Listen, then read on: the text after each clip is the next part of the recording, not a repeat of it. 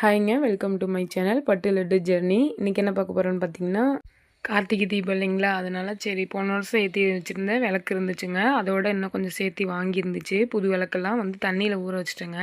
ஏன்னா அப்படியே வைக்கும்போதே அந்த எண்ணெய் வந்து உறிஞ்சிடும் இல்லைங்களா, அதனால் நான் தண்ணியில் கொஞ்சம் நேரம் ஊற வச்சிட்டேன்.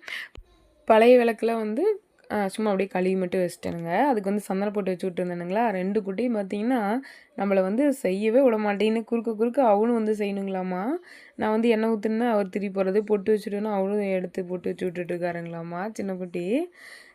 கொஞ்சம் ஹெல்ப்பாகவும் இருக்காங்க, இருந்தாலும் நம்மளுக்கு கொஞ்சம் வேலையும் அதிகமாக வச்சு விட்றானுங்க. சரி அதெல்லாம் வேலையை முடிச்சுட்டு அப்புறமேல் வெளியே வந்து கோலம் போட்டு விடலாம், அப்புறம் சாமி கும்பிட்டு வந்து விளக்கு ஏற்றிக்கலாம் அப்படின்னு சொல்லிட்டு கோலம் எப்படி இருக்குன்னு பார்த்துட்டு சொல்லுங்கள். சிம்பிளாக தாங்க போட்டுட்டேன். இவனுங்கள வச்சுக்கிட்டு நம்மளால் டக்குன்னு பெரிய கோலம்லாம் போடணும்னா அதுக்கு நேரம் எடுக்கும். இவனுங்கள வச்சுட்டு நம்மளால் அது பண்ண முடியாது. கல்யாணத்துக்கு முன்னாடிலாம் பார்த்திங்கன்னா டெய்லியும் அந்த சாணி தெளிச்சிட்டு அந்த கோலம்லாம் டெய்லியும் போட்டு விடுவோம் வாசலில். இப்போலாம் அந்த வேலையே இல்லைங்க. இப்போலாம் டெய்லியும் போடுறது இல்லைங்க. என்றைக்கும் ஒரு நாள் கோலம் போடலாம் அப்படிங்கும்போது டக்குன்னு மைண்டுக்கு எட்டி பார்க்க மாட்டேங்குது. அப்போதைக்கு எந்த கோலம் நினப்பு வருதோ அதை போட்டு விட்டுருதுங்க. சரி சாமி கும்பிட்லான்னு சொல்லிட்டு நம்ம பத்தி எடுத்தோம்னா போதுங்க, சின்னவாள் அது வேணும்னு சொல்லிட்டு அடம் முடிக்கிறதுங்க. ஒரே இதுதானுங்க. சாமி கும்பிட்டு விளக்கு போடுறதுக்குள்ளே நம்மளுக்கு போதும் போதுன்னு ஆயிடுச்சுங்க. இந்த குட்டிங்களையெல்லாம் வச்சுட்டு நம்மளால சமாளிக்கவே முடியலைங்க. என்னுடைய உறவுகளாகிய உங்கள் வீட்டிலே எப்படி கார்த்திகை தீபம் போச்சுன்னு சொல்லுங்கள்.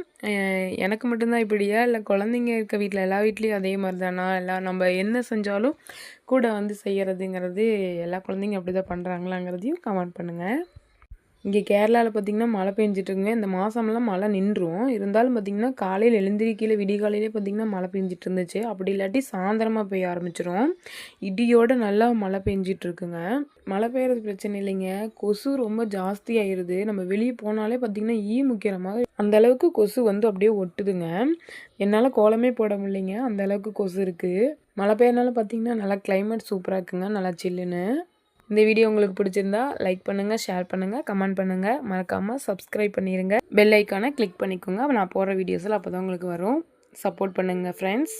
சரிங்க, நம்ம நாளைக்கு ஒரு வீடியோவில் பார்க்கலாங்களா? பாய்.